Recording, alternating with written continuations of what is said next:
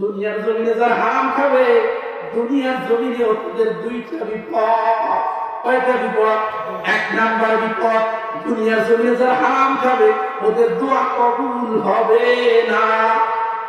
মুসলমান, আপনারা আমার যত বড় ভক্তি আর শ্রদ্ধা দিয়া এই মাহফিলের ময়দানে এনে আমাকে দিয়ে দোয়া করান বাজার, আমার যদি হারামের সাথে সম্পর্ক থাকে, আমি যদি হারাম খাই, আমি যদি সুদ খাই, আমি যদি ঘুষ খাই, আমি যদি অন্যের হক মেরে খাই বাজার, আমি 1000 বার দোয়া করলে আমার দোয়া কবুল হবে না। মুসলমান, হারাম খাওয়া ছাড়তে হবে। হারাম খেয়ে দোয়া করলে দোয়া কবুল হয় না, কথা। قال رسول الله صلى الله عليه وسلم ان الله طيب لا يقبل الا طيبا। আল্লাহ বলেন, আল্লাহ পবিত্র, আল্লাহ যে পবিত্র, দুনিয়ার জমিনে কেউ নাই। আল্লাহ নবী বলেন, ও আমার উম্মতরা শোনো, আল্লাহ পবিত্র, পবিত্র জিনিস ছাড়া আল্লাহ কবুল করে না। অপবিত্র জিনিস আল্লাহ কবুল করে। অপবিত্র আপনি সারা জীবন হারাম খাবে, আপনার দোয়া কবুল হবে? যে চিন্তা করছে এত সহজ নয় বাজা। আল্লাহ নবী সাহাবীদের আপনারা সাহাবীরা শোনো, আল্লাহ নবী বলেন আশাসা আকবার ইয়ামুতু ইয়াদাইহি ইলাস সামা। আসমান, আল্লাহ নবী বলেন ও প্রাণের সাহাবীরা, একটা মানুষ মরুভূমি থেকে অনেক কষ্ট ক্লেশ করে আল্লাহর ঘর পবিত্র কাবার ভিতরে ঢুকছে। কাবার ভিতরে ঢুইকা এবার আল্লাহ তাআলার কাছে দোয়া করে, ইয়া রাব্বি ইয়া রাব্বি ইয়া রাব্বি। আল্লাহর কাছে দোয়া করে, রব্বুল আলামিন, আমি জীবনে গুনাহ করছি, মাফ করে দে। ইয়া আল্লাহ, জীবনে অসুস্থতা আছে, আল্লাহ আপনি মাফ করে দে। এইভাবে একটা মানুষ মরুভূমি এলাকা থেকে আল্লাহর ঘর এই মক্কাতুল মুকাররমার ভিতরে ঢুকে এইভাবে কি করতেছে? দোয়া করতেছে। মুসলমান ভাইরা, এবার ফেরেশতারা আল্লাহ তাআলাকে বলে, রব্বুল আলামিন, আপনি কি শুনেন না আপনার একজন প্রিয় বান্দা আপনার কাছে দোয়া করতেছে? আল্লাহ কয়, এই আমার বান্দা দোয়া করে তোমার কত দরকার কি আমি দেখি না? চুপ কর, এই তুমি কেন আমার কাছে দালালি করতে আসছো? আমার বান্দা আমার কাছে দোয়া করতেছে, আমি কি দেখতেছি না? আমি কি শুনি না? তোমার বলার কেন প্রয়োজন? কি প্রয়োজন আছে? তুমি কেন বলতে আসছো? আল্লাহ বলে, ও ফেরেশতা, তুমি তো জানো না, তোমার জানা নাই, তোমার হয়তো মায়া লাগতেছে যে আল্লাহ পাক রব্বুল আলামিন এই বান্দার দোয়া কেন কবুল করে না। এই বান্দা কত টাকা কত মিনতের সঙ্গে দোয়া করে, অথচ আল্লাহ তাআলা এই বান্দার দোয়া কবুল করে না। ফেরেশতা, তোমার অন্তরের ভিতরে মায়া লাগতে পারে, কিন্তু আমি আল্লাহর অন্তরে মায়া লাগে না। কেন জানো? ফেরেশতা শোনো, মাতামুহু হারাম ওয়া মালবাসুহু হারাম ওয়া গুযিয়া বিল হারাম। এই বান্দার জীবনের খাবার হারাম, ওর পোশাক হারাম, ওর গোটা জীবনটাই হারাম যারা লালিত পালিত। আর শুনে রেখো, যারা হারামের সাথে যাদের সম্পর্ক আছে, আমি আল্লাহ ওদের দোয়া জীবনও কবুল করি না। ওর দোয়া তো কবুল করতেছি না, তোমার মায়া লাগতেছে, আমার মায়া লাগে না। ও তো সারা জীবন হারাম খেয়েছে, সারা জীবন ওর পোশাক হারাম, ওর খাবার হারাম, ওর পানীয় হারাম, ওর সব হারাম। আমি তার ডাকে কেমনি সাড়া দিই? তার দোয়া আমি কেমন? ও বাজার, এই জন্য সাবধান। হারাম খেয়ে যত দোয়া করে হবে না। হারাম খান, নামাজ পড়লেও কাজ হবে না, এই রোজা রেখেও কাজ হবে না। 3 নম্বর আল্লাহ নবী বলেন, হারাম খেয়ে ইবাদত বন্দি করবে, ওই ইবাদত বন্দি কবুল হবে না। কোন জায়গায় মাইকটা যে খেয়েছি কিন্তু বুঝি গোড়ায় সমস্যা। এবার সমস্যা যেখানে সমাধান সেখানে করতে হবে। গাছের গোড়ায় সমস্যা, গাছের মাথায় পেয়ে ধরলে কাজ হবে। সমস্যা তো গোড়ায়। সারা জীবন খেয়েছি হারাম, সারা জীবন হক নষ্ট করেছি, সারা জীবন জমি আল খেলেছি। এখন বৃদ্ধ বয়সে যতই দোয়া করি, যতই হাজি সাহেব হইলে বাজান, আর পয়সার কোনো কাজ হবে না। আমার আল্লাহ নবী বলেন, হারাম খেয়ে নামাজ পড়লে নামাজ কবুল হবে না, হারাম খেয়ে রোজা রাখলে রোজা কবুল হবে না, হারাম খেয়ে যত দান দক্ষিণা করো না কেন, হারাম খেয়ে মক্কা মদিনার ইমাম যদি হও, আল্লাহ নবী বলেন তোমার দোয়া ইমাম হলেও কবুল হবে না। ভাইয়ের আমার, বন্ধুরা আমার, একটা ঘটনা আপনাদের বুঝাইবার জন্য বলি। ইব্রাহিম ইবনে আদহাম রহমাতুল্লাহ আলাইহির নাম মুরব্বী যারা আছেন অনেকেই শুনছেন বাবা। ইব্রাহিম ইবনে আদহাম তিনি একজন আল্লাহর ওলি ছিলেন, একজন বুজুর্গ মানুষ ছিলেন, একজন আবেদ মানুষ ছিলেন। এই ইব্রাহিম ইবনে আদহামের বাড়ি ছিল খোরাসানে। কোন জায়গায়? খোরাসানে বাড়ি ছিলেন। ইব্রাহিম ইবনে আদহাম রহমাতুল্লাহ আলাইহি হজ করতে গেছেন। হজ করতে যাওয়ার পর তার চোখের সামনে খেজুরের দোকানদার পড়েছে। ওই খেজুরের দোকানদারকে বলছে, ভাই আমি তোমার কাছ থেকে 2 কেজি খেজুর ক্রয় করতে চাই। দোকানদার কাছ থেকে 2 কেজি খেজুর কিনতেছে, হঠাৎ করে 2টা খেজুর নিচে পড়ে গেছে। স্বাভাবিক, একটা ঝুড়িতে খেজুর থাকলে পড়ে যায় না, মাঝে মাঝে পড়ে যায় না। ইব্রাহিম ইবনে আদহাম রাহমাতুল্লাহ আলাইহি মনে করছেন 2টা খেজুর যে জমিনে পড়ছে, এই 2টা খেজুর মনে হয় কুরআন কিনিত আমার যে খেজুর আমাকে মেপে দিয়েছে, আমার ওই মাথা খেজুর থেকে মনে হয় পড়েছে।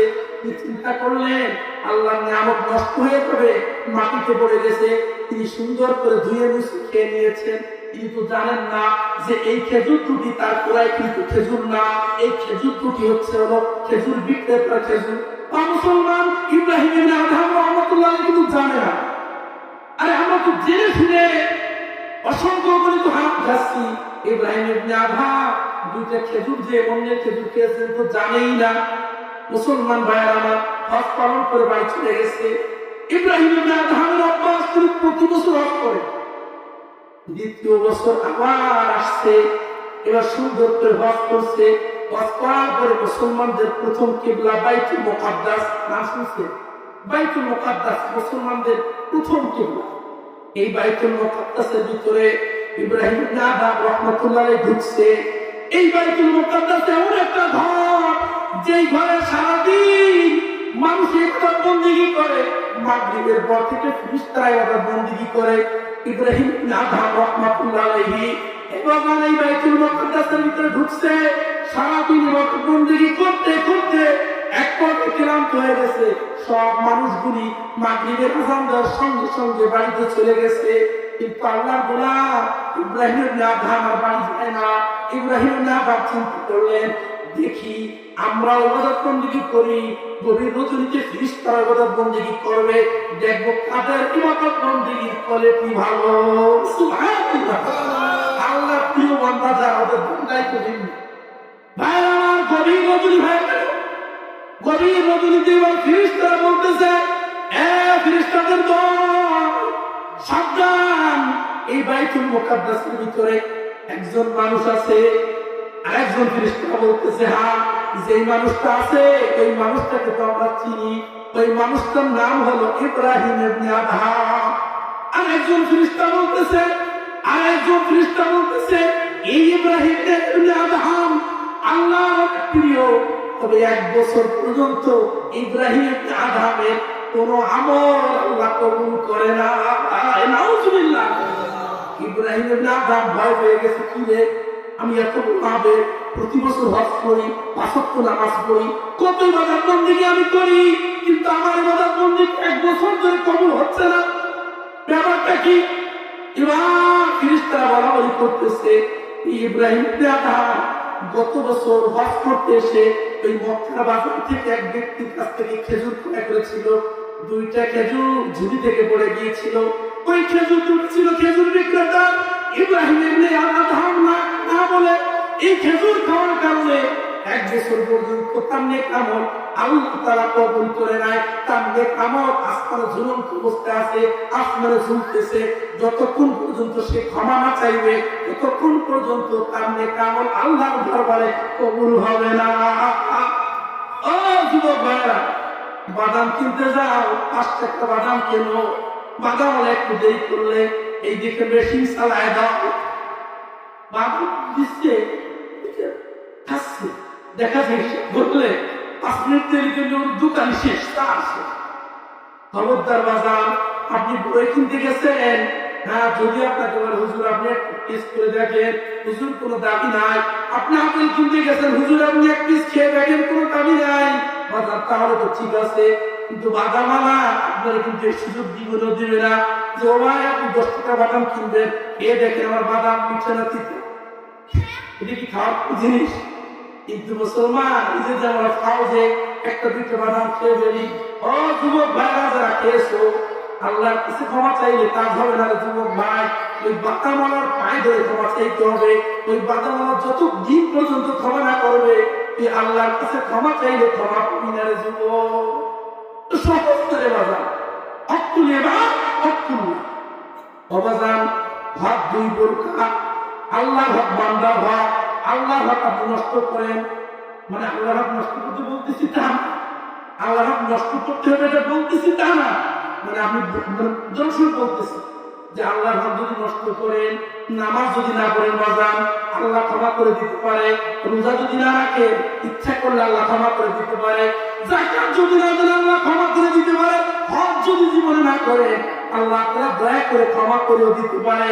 কিন্তু যদি বান্দার হক নষ্ট করেন, বোনের সম্পদ যদি বুঝে না দেন, ভাইয়ের সম্পদ যদি বুঝে না দেন, আত্মীয় স্বজনের উপরে জোরপূর্বক যদি তার সম্পদ যদি দখল করে খান দেওয়া যান, আপনি যত বড় হাজী সাহেব হন না কেন, আপনি মক্কা মদিনার ইমামও যদি হন, ও বাজান আপনার ইবাদত বন্দেগী জীবনও কবুল হবে না।